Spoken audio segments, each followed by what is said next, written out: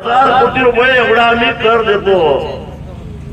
म्हणजे अरे निकावो 75 वर्षात आमचं कर्ज माफ झालं 1 लाख कोटी फक्त, आणि महिन्याला आम्ही तुम्हाला 1 लाख कोटी रुपये गोळा करून देतो.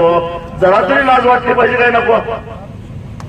जरा तरी लाज वाटली पाहिजे काय नको? आणि तरी सुद्धा अशी अवस्था आज आमची झालेली आहे. कापसाला भाव का नाही? कधी काळी आमचा देश कापूस निर्यात करणारा होता.